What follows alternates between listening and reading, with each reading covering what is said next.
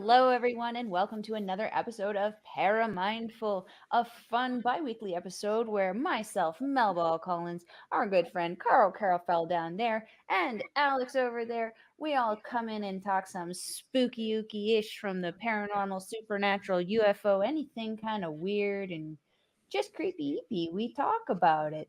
Karl, how are you doing today? I'm doing absolutely fantastic. I am off tomorrow as we Ooh, record this, so I'm like over freaking joyed. it's like almost a Friday for you, hey? Almost. Almost. Almost. Friday on Hump Day. Can't argue with that. Alex, how are you doing today? I'm doing really well. I took half a day off today, and I'm Hey, probably gonna take tomorrow off, maybe you're Friday. a winner. So, Anytime to get out of the shoot job, right? what's that? Sorry. Any way to get out of the shoot job, right? That's right. That's right. How are you? Excellent.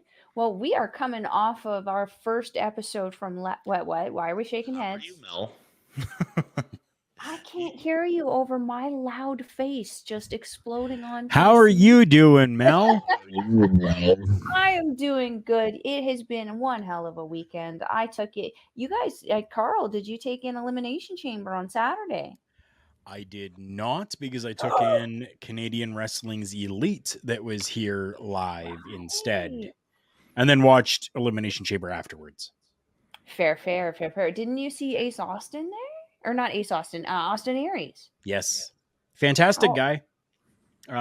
Before we get into the spooky ooky ish, I guess I actually was a professional wrestler. I've retired out, but I still help out. I ended hmm up having to do a little bit of work with some of the audio. I ended up having to take ring gear from everyone. And quick little fun story: I went and grabbed Austin Aries' jacket that he wore out to the ring, and as he's lowering it down to me, he goes, "Please be very careful with this. This is 100% authentic snuffleupagus fur, so be careful." I was just like, Awesome. "Okay, Awesome. okay, That's wicked. I love that. right." That's a does great that story. mean Snuffleupagus is dead?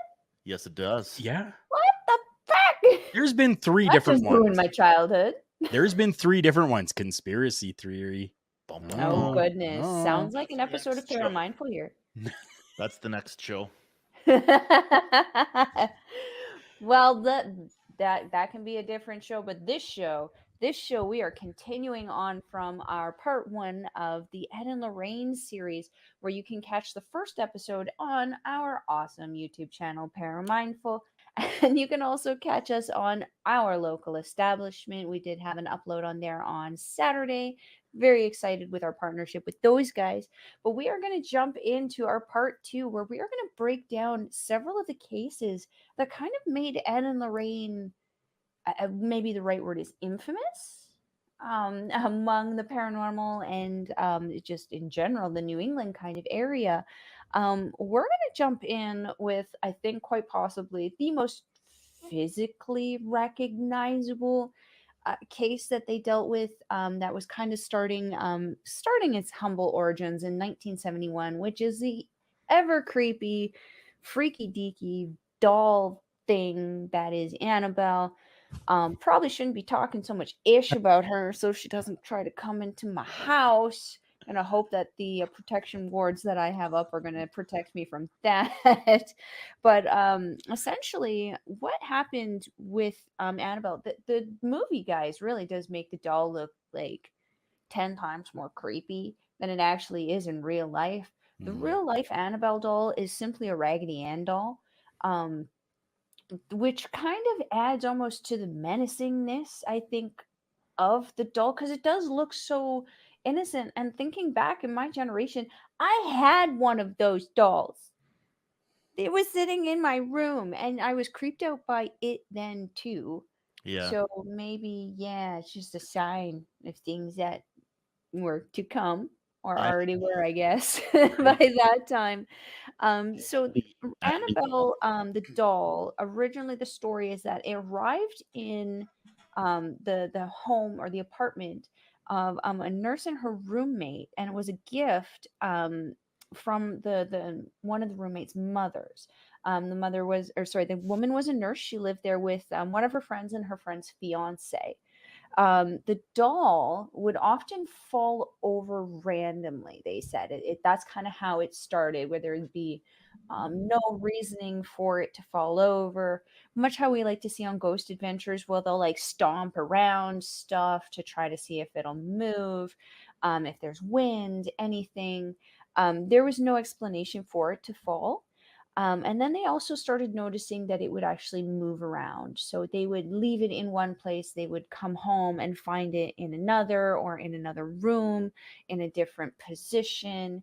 And then they started to find notes that were left on parchment paper, which was odd to them for two reasons. The first being these two were not cooks. They did not cook, they did not know how to. They did not have parchment paper in the apartment. But also, there were now concerned that there should be no one else in the apartment as well. So there was no signs of forced entry. There was no signs of anyone coming in and out of the window or anything, or in and out of the door. There was no explanation for these notes just being randomly found around the place. And then the notes were pleading for help. There would just be like the word help on it, or please help me. Um, so one day they actually found her with blood on her hands, or what they thought was blood. And they couldn't, again, find a source for this blood. It actually looked like it was coming from within the doll, like it was leaching out of the doll. However, there's no explanation, again, for the source or what it was. Um, so they did call a medium before bringing in Ed and Lorraine Warren, and they said that the doll had become a focus of a child's name being Annabelle, who was 7 years old. Her full name was actually Annabelle Higgins. She actually gave a first and last name for this child, who had died upon the grounds that the apartment was made upon before the apartment was actually constructed. Um, they didn't give a whole ton of background on Annabelle, but they did actually confirm that there had been a child death on that property before the grounds had, before the building had actually been constructed, and that it was not a natural death, so that it Creepy. was considered a violent death. That's creepy. Yeah.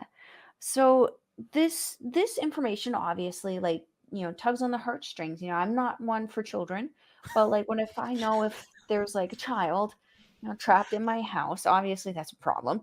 And I'd want to be as accommodating to it as possible, especially if it is unseen, because Lord knows that little shit would make my day a living hell. Um, so as the time kind of went on, the fiance of the roommate actually became the target of Annabelle's attacks. He spent the most time in the building. I don't know if he was a deadbeat or what it was, but like he just seemed to. It was said that he spent the most time in the apartment and thus became the kind of focus of the attacks.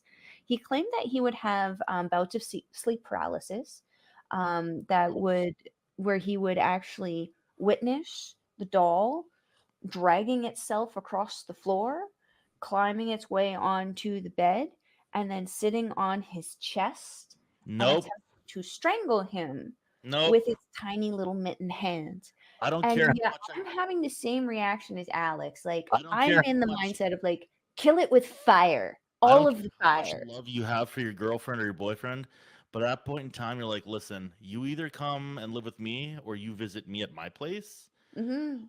or this is over, or see you later. Like, just walk right out, Yeah, leave. deuces. Like, Like, like I am not willing to have to sit here and be like straddled by a doll violating my personal space in the middle of the night. just the way you word Um, it with the crawling. I'm like, no, no. Like, I mean, it's a difference. I mean, it's different, but very similar. If it was walking, but like the mhm, fact that it's like crawling, no, and it's no. like, come on, thing, if you have the physical power to Yeah, just pull yourself, just screw get it. up. Just screw it for the That she hell. went for full creep factor on Yeah, that one. She 100%. wanted to scare the holy heckin' crap out of him, and it worked. So right around the time that this was also happening, he would say that he would actually the Annabelle doll was typically in one of the other nurses, like the roommates' rooms. So he would actually hear her, the doll, Annabelle, wandering around in the room while the other two women were not in the house. Again, I would have the same reaction, like, you know, get out, throw a match, throw down some gas, let people know to get out. Yeah, I was gonna Like say, pull that the would fire not out be okay. first. So he actually thought he started thinking that there might have been an intruder in some of these moments. And one moment in particular, he actually went into the room and he saw Annabelle actually sitting on one of the chairs that she's usually not sitting in. She's usually on the nurse's bed. And he said, as he was looking at her, he felt a burning sensation on his chest, and three scratches actually appeared and manifested across his chest as he was staring at this creepy little doll that would constantly violate him every night. Whew. At this point, this was when Ed and Lorraine Warren became involved in the case. And they researched the doll, and Lorraine actually felt that it had a demonic entity attached to it, and that it was not actually a child, the ghost of this child who they had actually proven had been there. They actually said that it wasn't her at all. It was just pretending to be her to gain sympathy and be allowed to still stay within the apartment. So was there still a child's like spirit in the place, or was it? Not according to Ed and So Lorraine. oh, okay, so it's just there was a dead kid on the property at one point, and this little Mm. douchebag decides like I'm gonna pretend. Okay, He fair was enough. like, "That's a good mask. This is a good one. Yeah, I'll take this one. Yeah, that's a good Mhm. skin. We'll take that one." Yeah, I mean, the power of these things, clearly too much. Too much for our own good, that's for sure. So the Warrens actually performed a spiritual cleaning on the apartment as well as the people within.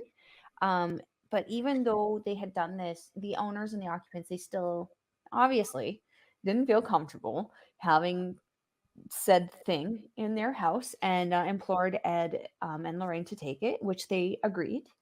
And on the drive home, this is where things, start to get creepy for me. I mean, as if, the doll dragging itself across the room and trying to smother you in its sleep wasn't creepy enough. On the drive home, there was multiple brake line failures, multiple steering failures, and multiple near miss collisions as a result of both of these just randomly cutting out on them. They barely made it home. And it got to the point where every couple of miles, Ed would actually soak the doll in holy water just to try to get it home and get home safe. Wow. Um, Interesting. yeah, in the house, um, the doll Annabelle, I can't even imagine like knowing everything that the people had told him about this doll, why he did this. Ed stored Annabelle initially on his desk in his office. Like just like as like a trinket, like here's my wife and kid, here's Annabelle, the demonic possessed Raggedy Ann. Like what the nun is standing in the corner. Like, my goodness, you guys, I can't imagine the lack of peace that must have been in this house. Um, the Warrens, though, did start to feel and experience the exact same things that the people in the apartment were starting No to shit. experience. Yeah, they were Like seeing. Yeah, no kidding. No, in the duh. shed at least. It's one of those derp moments, I Yeah. gotta tell you. But like things started moving, hauntings started happening, levitation started of the furniture, objects moving, the doll moving. Um, Ed invited a priest over to perform a blessing at this point of the house so that they could figure out how to kind of deal with everything. Initially, the priest dismissed Annabelle being the cause of the problem. Until the priest's And head exploded. so the priest nearly died in a Oh, car accident my bad. immediately after leaving the Warrens' home and performing this blessing. Again, shockingly, his brakes failed. and he Interesting. managed to somehow make it safely through a busy intersection without dying. So like, I don't Hmm. know, and that was a moment where, the devil was going and God was going like, goodness gracious, I guess he became a believer after that. I didn't know that part of the um story. That's pretty interesting. That's also yeah. quite So the interesting that incident with the priest resulted in Annabelle being put in the casing that okay. she has been in ever since. And I didn't see it on the website, so I don't know if it was elaborated for the movie or not. But in the movie, they had said that her casing was made out of glass from like a decommissioned church, and that the wood was actually made from an altar from another church, and that everything that was placed in and around her was blessed as the blessed could be, to ensure that the thingy-majiggy in the thing did not get out of the thing. That was in the movie or that's in real life? That was in the movie. So Okay. again, I don't know if that's Um, actually legit, but for me, I like to think it right. is. I don't have an issue. I don't have an issue with the glass. That's Mm, definitely possible. But seeing as they're talking about priests, I'm assuming it's Catholic priests. I think so, yeah. They would not let an altar be taken apart. Okay, so that Yeah, was probably elaborated from it's the movie yeah, then. but it's definitely possible it could have been a pew or Hmm. something else, but it never Yeah, never would have been an altar. No. anything holy. Yeah, or anything Everything from a church. holy. Holy hand grenade. Throw that shit in there. Like. Anything from a And church like, can yeah. again, we mentioned before this, like, Annabelle now is in the Warren family house. She does sit in the museum of collectible haunty auntie weirdish creepy stuff. Karl, you'd mentioned in a video beforehand, there's actually now a distillery sort of kind of thing going, where there was like some alcohol that had been distilled Y- in and around Annabelle. Yeah, I believe it was a vodka that was Yeah. being made, and I would definitely try it. I would definitely drink that. Beware of head Now, spinning after. does does Annabelle still reside in that museum, or Correct. did okay, I wasn't sure Yeah. if Zach took possession of He Annabelle. did not. No, no. Okay. And let's be honest. I love Zach Bagans, but goodness have mercy, don't give him control of that thing. Right, We right. already saw. Yeah, we've already seen what happens when he gets into the room with it. It's not to take anything away from him. Annabelle is a very, very strong entity, whatever it is. And she was able to get to him when everyone was sitting there saying, "Don't touch it. Don't touch it. Don't touch it. Don't and, touch it." and What what did did he he do? freaking do? I'm just double checking right now. He freaking touched it. While Don't touch Alex the double doll. checks with that, maybe sometime down the road we'll even talk about dolls. But I've had Mm. the pleasure of being right beside face to face with Robert the Ooh, doll. No way. that's Yeah, in Key cool West. and creepy at the same time. And I absolutely loved it. And yes, there is signage everywhere that says no photography, no video, like nothing for your That own is super safety. cool. Yeah, Yeah, no touchy. yeah, That's I really cool. loved it. See, No touchy. I I put more for me. I don't know. It weighs more Robert the doll than Annabelle does for me. Mm, mm. I don't know why they're both possessed dolls, but Yeah, I feel to a degree, and this is just a personal thing. Certain horror movies nowadays, it, it devalues the actual fear of the thing. Like for me, Right. when I've watched the only movie I haven't seen from this Ed and Lorraine series, as it were, is the Devil Made Me Do It movie. I've yeah, seen all of the other ones. I've seen the Annabelle one. I've seen the original Annabelle. When I saw the demon thing that was attached to Annabelle, I lost all investment. yeah. It just looked like a black devil, which is like, It's very everything looks like a easy. black devil now. It's Right. very easy to do. It's very Yeah. So it's like, almost well, it's a cliche, is what it is, right? yeah. It's So more. it's It's like to we me. haven't seen a really good Robert the Doll kind of creepy kind of thing. Maybe, I mean, maybe that you don't want to because that might incite some wrath from Robert, but like, See, to me, Hmm? it's scarier when they don't show that stuff. yeah, yeah, there's It's a certain degree of surprise and kind of like I'll always fear that is behind that unknown kind of. I'll always throw it back to M. Night Shyamalan's movie, Signs. Signs is a Yeah, phenomenal yeah. movie. Oh, And then right at the end, they show, Mhm, I won't break it to anybody, but they show the monster-ish thing. And you're yeah. like, yeah, "Ah." way less scary.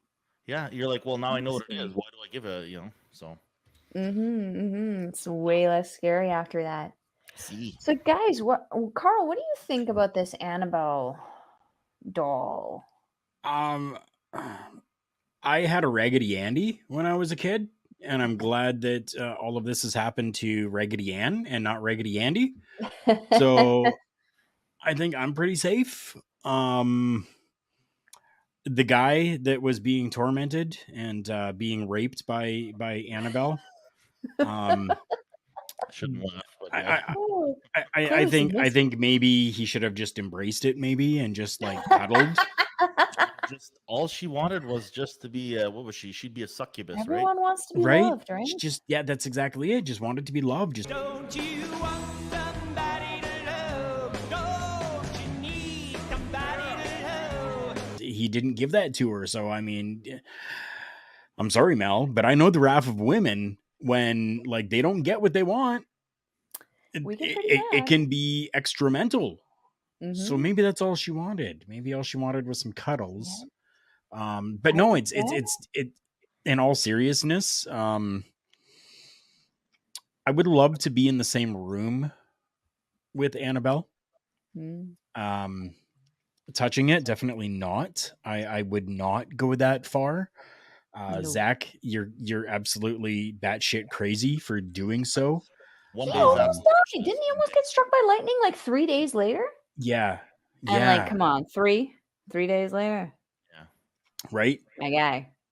But Please don't die on us. We need it's ghost just something adventures. that definitely interests me, right? So I would Mm-hmm. 100% want to experience that, Mm-hmm. just to say that I was in the same room. I was right beside this possessed doll, Mm-hmm.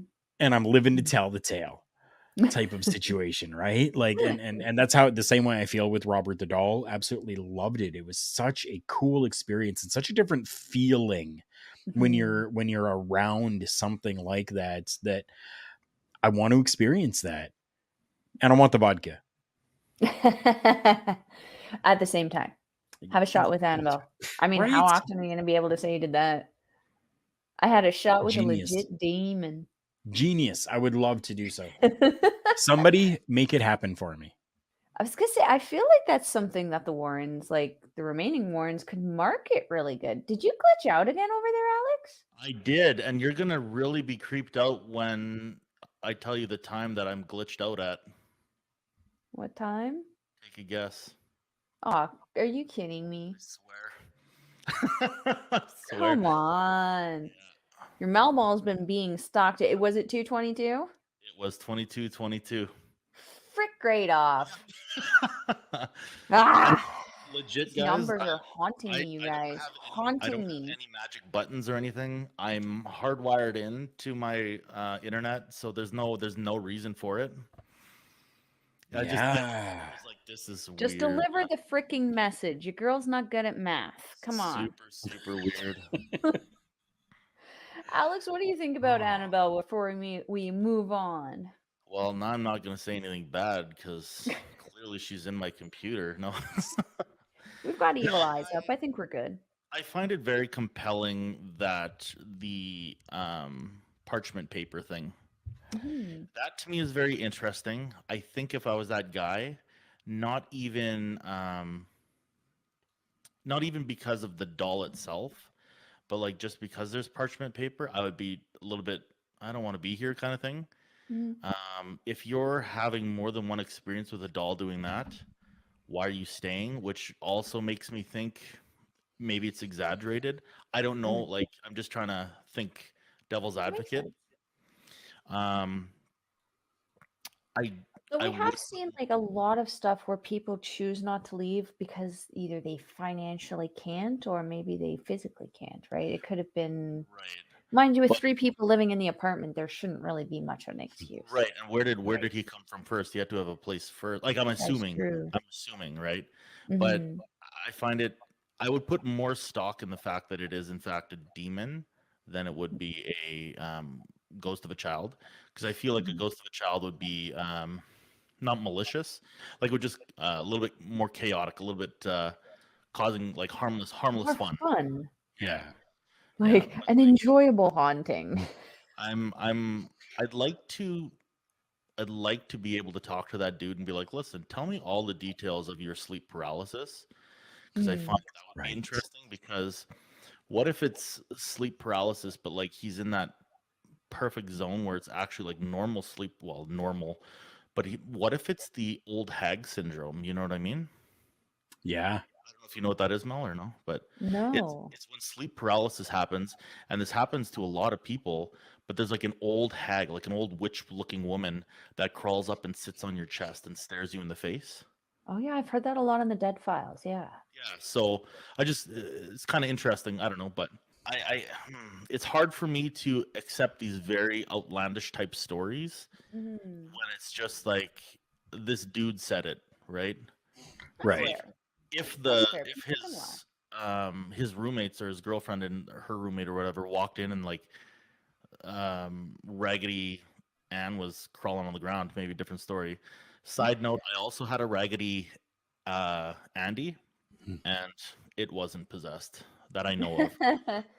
I mean, if I walk into a room and I see a Raggedy Ann or Raggedy anything kind of Just turn crawling its around. way across the floor, I am looking for my kendo stick and I am beating the holy hell and crap out of it. Let me tell you. I'm just walking out, open the door.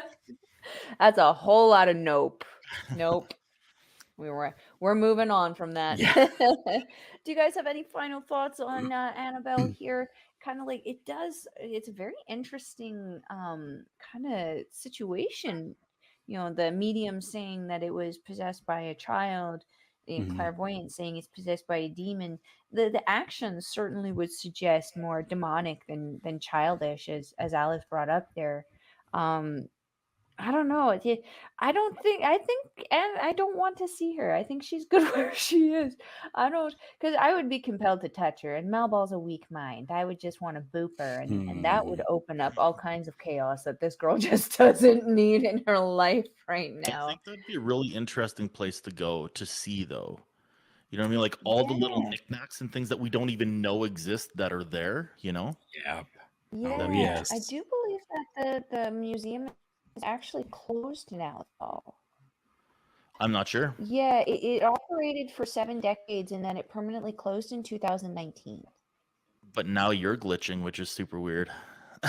Now that you're searching about it, that's weird. Annabelle, we don't want to come see you. Don't We should worry. have gotten our computers blessed before we started this thing. Although maybe she's Hmm. trying to call us to where she's been. Wouldn't mind going down Maybe. to Vegas, seeing the haunted museum there. And I hear like it's pretty cool. there isn't that where Robert is, or which doll is in there? There is a Oh, I'm doll not in sure. there. I think Robert's still in Key West, to be honest with you. Key West, yeah. Robert's in Key West, Yeah. Florida. There is is it There the is a doll doll. or is it the Dybbuk There's a doll. box that I'm getting confused with? He's got both. Because there's a doll where he has a room of dolls, and there's like, yeah, look it up. Somebody's Good- got some good weird night. Have kinks. fun sleeping. So moving on from the creepy Annabelle, we're gonna go into the next interesting kind of series, or the next case that kind of really did kind of pull Ed and Lorraine into infamy. This one is interesting, and I know you got some interesting views on this one. Alex, do you want to introduce the people to the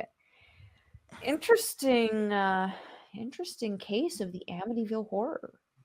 All right. So there's lots to this story, so I'm cutting out a little bit just for time's sake. There's lots of little nuances and things. So in the autumn of 1974, there was a murder, a mass murder, if you will. So the house was it was 112 Ocean Drive, I believe, in Long Island, New York. It's actually Amityville. It's a little community of whatever. So people who owned the house was Ronald DeFeo Sr., Louise DeFeo, and they had children. They had 5 children. Dawn, who was 18, Allison, who was 13, Mark, who was 12, and John, who was 9. And they also had Ronald DeFeo Jr., who was, I believe he was 23, I think. I didn't write it down. I think it was 23. Yes, so he shot them all in their sleep. So that's the Thrown thing. right out there. I'm cutting out some stuff. So there's lots of nuances and things about it, but he took a 35 caliber Marlin 336C rifle. So if you were to check up the cartridge, what a 35 caliber is, it's a very large round, and it is the only one that is actually still made by Remington, and it's basically designed as a like a bush pilot gun. So it's designed to, if you had to, you fired at a bear, that bear is going to be really pissed off and run away, right? So Ronald DeFeo Jr. went by the nickname Butch. At 3 o'clock in the morning on... A few moments later. I had the date in my head. anyways, doesn't matter. In the autumn... I was going to say, don't say it was the 22nd of something, because I will lose my shit. that would be super creepy. That would be. He shot every one of his family members. He started with his dad, shot his dad twice, shot his mother twice, shot his siblings all one time. And the interesting thing to note about this is none of them had any chemicals in their system, i.e. like tranquilizers or sleeping pills or anything. Mm-hmm. There were signs that both Dawn and Allison, so his 18-year-old and his 13-year-old sisters, were awake at the time, but like didn't know that he had done it, which I find very interesting because it's a very large cartridge, and the police are 100% sure that he did not use a suppressor or a silencer for those colloquial people, which is bizarre. So you shoot your dad twice. And I mean, it's a fast enough reloading weapon because it's a lever action. So I could see the parents, because they're both beside each other. I could see that. But the kids, I don't understand. Also, what are you doing killing your What are you doing killing your family? But anyways, so this happened at 3 a.m. Keep that in mind because that's going to play into my next part. So yes, what do we got? They were all lying down. When he was caught... he basically ran to a pub or whatever it was, and he was, my parents were shot, blah, blah, blah. Anyways, when they caught him, he said, once I started, I just couldn't stop, which I find kind of creepy. Yes, so there was no evidence of sedatives or drugs at all, even though he said that he drugged his parents to make them fall asleep. There's no evidence of it at all. They've all been tested, or they were all tested, I should say. But anyways, let us jump forward 13 months. So a year and 1 month after DeFeo killed his family. The house had been empty until that point. And this family, so I should say it's 1975 now, just so you're aware. 1975! A guy named George and his wife, last name is Lutz, L-U-T-Z. They decided to buy this home. It's an amazing deal. It is $80,000. And it is on a, it's not beachfront. It's like a canal almost that leads to the ocean. Very beautiful home. If you were to Google Maps it, it's actually blanked out. Every single version of every single angle of shot you can get from that house is blanked out. So you'll have to look at old school stuff. They've also remodeled the house so it doesn't look like the original Amityville house anymore. Just so you creepy people out there who want to go hunt it down. They've also changed the address. So it was 112. It's now 108 Ocean Drive. So keep that in mind. Don't actually, it has nothing to do with the story, but if you're going to argue.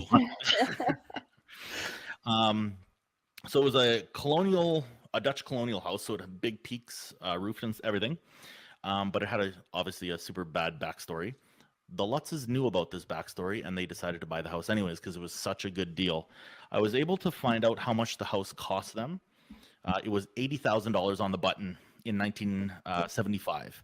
So I did the Okay. math, and as of today, like exactly today, in American dollars, that is $444,862.45. If you're a Canuck and you use Canuckistan kopecks, which is what we use here, I'm just kidding, it's dollars, $603,035.52. So for the house is massive. It's beautiful. It has a boathouse, all sorts of things. So that's an incredibly good price for that area, for that house, everything, right? So why Yeah. not go for that deal, right? Which is why they said, hey, you know what? There was a murder here. Let's deal with it, you know? Mm-hmm. So total bargain. Anyways, so they did know, like I said, that there was murders. So the first day that they were in there, they called in a priest to bless it, Roman Catholic priest. So it's a very Catholic thing to do when you're, I guess, like I don't want to say hardcore. That seems kind of rude, but you know, when you're like really into Catholicism, if you move into a new house, you're supposed to go around to every corner of the house and bless it with holy water with a cross and stuff. Going back into like antiquity, it's because they think that evil spirits hide in corners and stuff. Anyways, that's not part of the story. Don't worry about it. So as the priest is blessing the house, he apparently gets slapped by what he said was a cold hand, and then he heard a voice that said, "Get out." The priest was actually interviewed in, I think it was the year 2000, for a follow-up kind of like documentary, and he's like, yes, in fact, that did happen. And he's just a priest. He's not trying to be famous in the movies or anything, so I'll accept that one. Right. But there were doors that would slam in the middle of the night. They smelled foul odors, which, I mean, you're living by a canal. There's possible skunks and stuff, so I'll take that one out. Always cold in the house. Again, you're living by a canal, and it's Long Island, so winter, autumn, whatever, it's cold. But the door slamming is very interesting to me because they were saying it was the front door, and that front doors are not weak doors. They're not like these kind of doors. They're not like hollow or whatever. They're right. So that I thought was kind of interesting. The weird thing is, and this brings it back to 3 o'clock in the morning, what I told you guys to remember. So George always ended up being woken up at 3:15 in the morning ish. So around the time where the murders took place, or during the time that the murders would have taken place. This is the part that really gives me goosebumps, though. Their daughter Missy. So they had a daughter. They actually had 2 kids. Anyways, she began talking with a invisible friend named Jody. Now, I'm not a fan of the whole, my kid has an invisible friend. I get really creeped out about that. But like in this situation, I'd be even more creeped out. Not that not that this Jody did anything, or that I found this Jody did anything. It's just bizarre circumstances put together. But she would talk about Jody being a little child, and like, oh, Jody did that, you know, like blaming things on Jody, like slamming doors and things like that.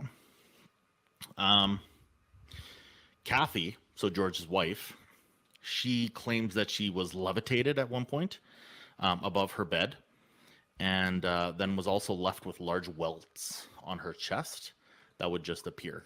So that's a thing. So we cut to January 14, 1976. That is a whopping 28 days later. Was it 28 days?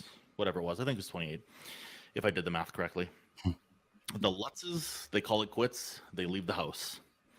The interesting thing is that the Lutzes have passed several polygraph tests.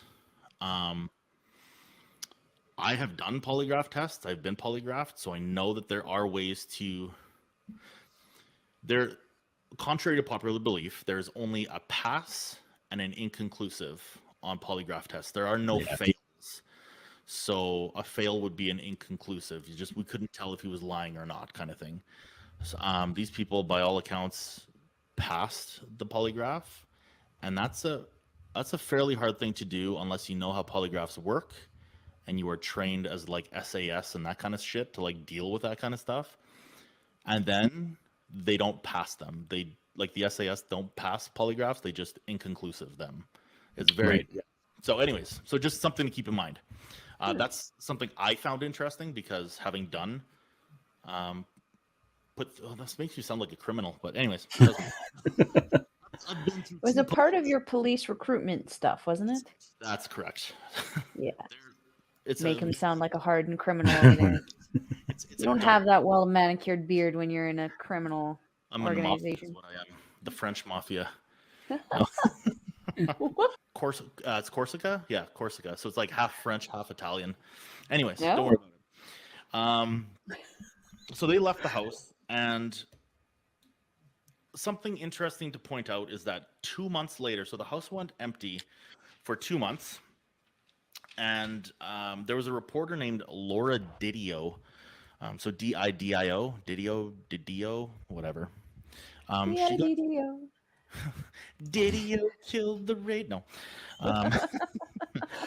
She assembled a group of psychics, and they call this one, it's quoted as being the psychic slumber party or the psychic sleepover. So Sounds fun. it sounds bizarre until you realize that this is the time where they got that creepy picture of the little boy. So what we didn't go into in our first video was that there was nobody in that home. 0 people in that home except for Ed and Lorraine. And I tried to find the other psychics' names, and I couldn't find anything on them. However, we know that they were all adults, and they were all psychics. Interesting. Besides the reporter. So Right. we know that there were no kids there.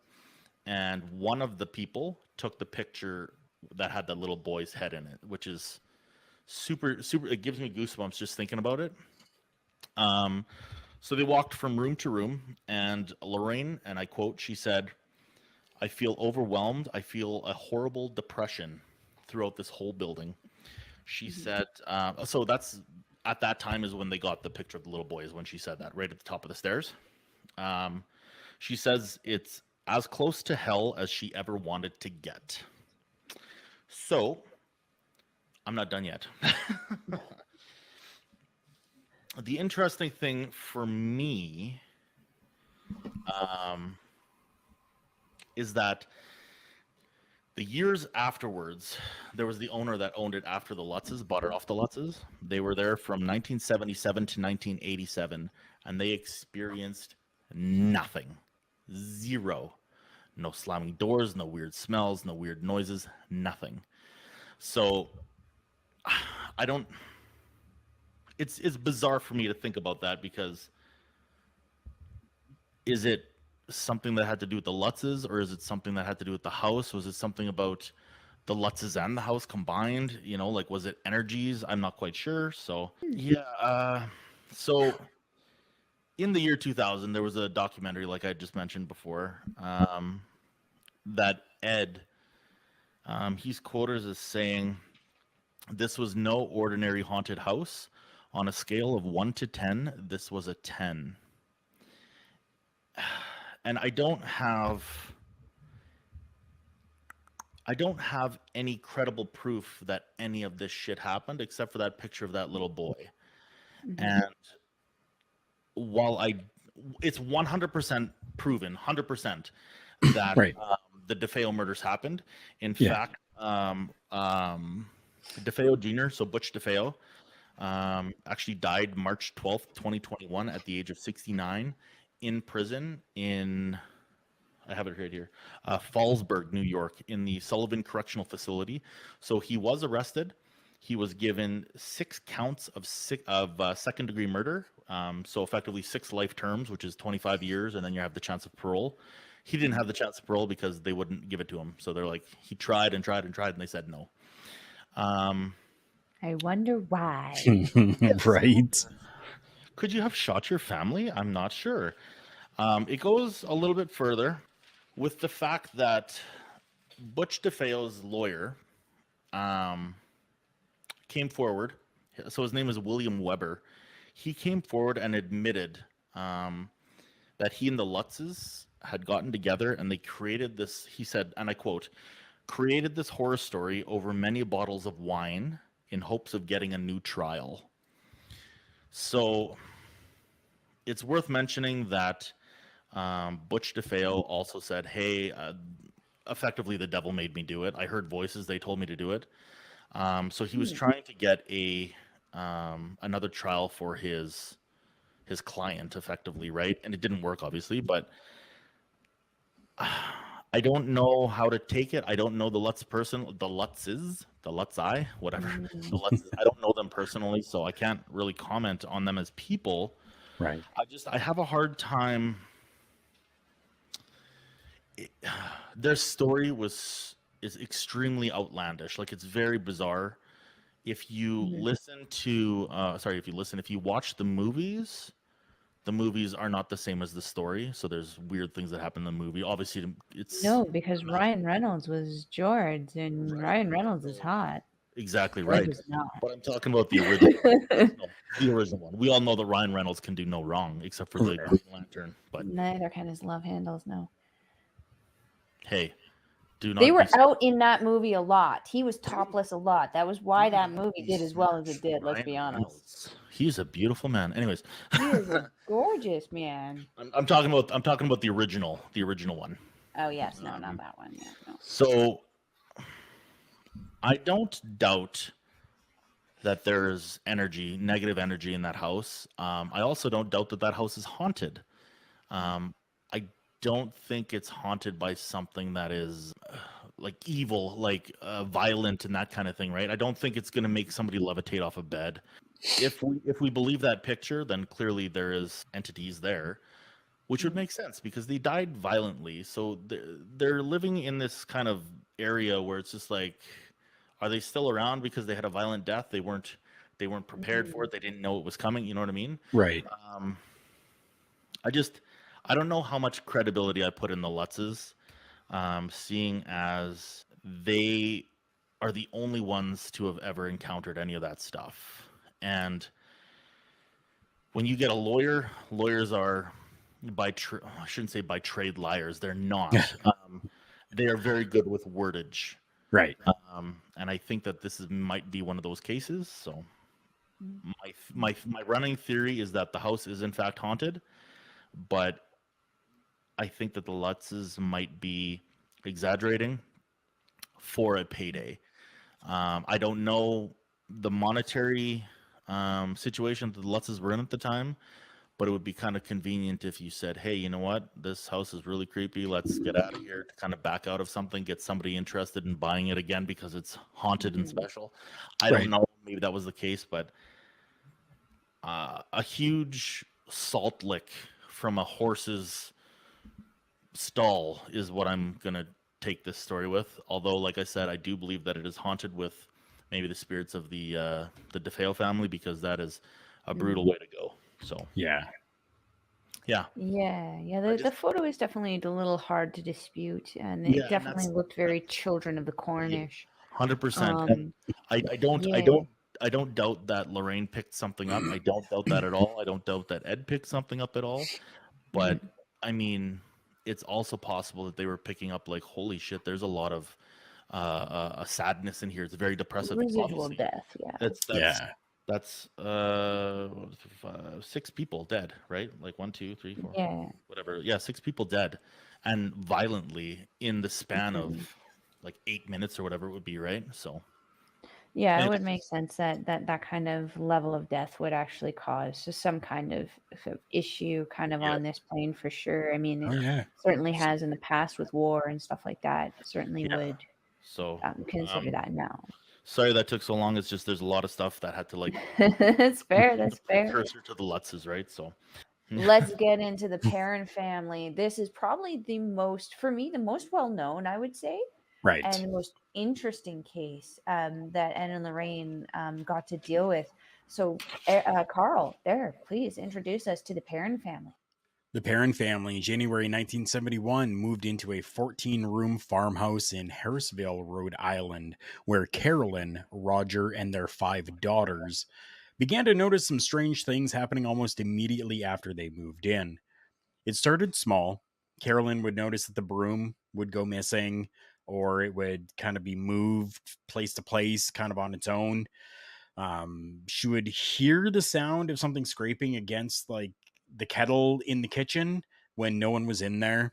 And she'd find small piles of dirt in the center of a freshly cleaned kitchen floor. The girls began to notice spirits around the house, though for the most part they were harmless. There were a few, however, that seemed to be angry. Carolyn, the mother, allegedly researched the history of the home and discovered that it had been in the same family for 8 generations, and that many of them had died under mysterious or horrible circumstances. Several of the children had drowned in a nearby creek. One was murdered, and a few even hanged themselves in the attic. A few. Mhm. Shit. Wait, this is over 8 centuries, though, right? Correct. Over, Oh, 8 generations. One family. I was like, oh my god. Yeah, no, not the one family. Over 8 Little more generations. accessible for my brain. Okay. Yeah. So it was the same family, but 8 generations of the family. Mhm. Right. Gotcha. Yes. So the spirit that was depicted in the film, The Conjuring, Mhm. was Bethesda. And that appeared to have been the worst of them all. The spirit was kind of perceiving herself as like the mistress of the house, and she kind of resented the competition of any mother figure that came in and posed inside that position. It turns out that there was actually a real person named Bethesda Sherman who lived on the Perron's property in the mid 1800s. She was rumored to have been a Satanist. Oh, this is a twist I did not expect. Oh, excuse me. I'm just going to have to owe this out until I'm not surprised anymore. And there was evidence that she had been involved in the death of a neighbor's child, although no trial ever took place. When she died, she was actually buried in the nearby Baptist cemetery in downtown Harrisville. The Perrons believed that it was Bethesda's spirit that was tormenting them. According to the eldest daughter, Andrea, the family experienced other spirits as well that smelled like rotting flesh, would cause beds to rise off of the floor. And she claims that her dad would enter the basement and feel a cold, stinking presence behind him. So they often tried to stay away from the dirt floor cellar. Right. But the heating equipment would fail quite often and quite mysteriously, causing Roger to have to actually go down there. Over the 10 years that the family lived in the house, the Warrens made multiple trips there to investigate. At one point, Lorraine conducted a seance to attempt to contact the spirits that were possessing the family. During the seance, Carolyn Perron became possessed, speaking in tongues and rising from the ground in her chair. After the seance, Roger actually kicked the Warrens out, worried about his wife and mental stability in all of this. And according to Andrea, the oldest daughter, the family continued to live in the house due to financial instability until they were able to move in 1980. So from 1971 to 1980. Jeez. Once they moved, that's when the spirits were silenced and the hauntings ceased. Now, for those of you that have actually seen the movie The Conjuring, it's definitely Hollywooded up. Mhm. So there you will see kind of in there where there's an exorcism that is done, I believe. Mhm. Well, that exorcism did not happen. It was actually just the seance that had happened. So Yeah. the film was obviously doctored a little bit to kind of make it a little bit more scary, but That Mhm. did not happen. Everything was just Lorraine with the seance that caused all of this to happen. Wrap it up, Lorraine! I'd actually heard also that was it Bethesda? How you said it? Bethesda. Bethesda, Bethesda. Maryland. I actually heard that she actually had relation to somebody who was actually on trial and actually executed in Salem. So she was actually Interesting. Okay. related to them. She was accused of witchcraft and I believe burned at the stake. And I do want to correct myself. It's Bathsheba. Bathsheba. Yes, not Bathsheba, yes, yes. Bathsheba. Yes, and the woman that she was related to, her name was Marytown Eastley. Okay. She She was sounds one like of a the lot of 50, or sorry, one of the women executed in Salem as a witch 50 years prior to Okay. Bathsheba being alive, essentially. So I think they That's were like okay. cousins loosely. As an interesting side note, there's now a memorial to those women who were burned at the stake. Mhm. I always thought it was tons. It was only like 27 or something like that. There's not a lot of women who were, which I mean is great, but like when you hear about it as a kid, you're like, oh, the Salem witch trials. You're like, hundreds and thousands of women were crucified or whatever, right? So I mean, realistically speaking, it did kind of really mess up their like town. no, for sure, for Right. sure. Because like even men were executed too, but like women they weren't quite. We didn't quite outnumber you guys then. No, You. and like I said, I just you always think about the Salem witch trials. You'd be like, oh my god, there's got to be hundreds. There's not, or there I wasn't. mean, it's much like that. No. What's that town that disappeared? The settlement that disappeared. Roanoke. Yeah, the same Yeah. thing. I mean, it makes it sound like, oh my god, it was a massive settlement, but it was like what 150 people. It was 150 people, and they were living on an island during one of what is considered to be still one of the biggest droughts of all time. They didn't know how to hunt. There were Maybe that's something we can discuss. two on warring tribes ParaMindful. of Native Americans as well. So that's a Right. whole I mean, this is what ParaMindful does, right? We end up coming up with random more topic matter. as Rabbit we holes. discuss more. Yeah, it's like Pinterest of the ParaMindful. You go in for one thing and you come out in another. So before we go on, I'm just going to put everybody's contact in all right here, so we can save some time.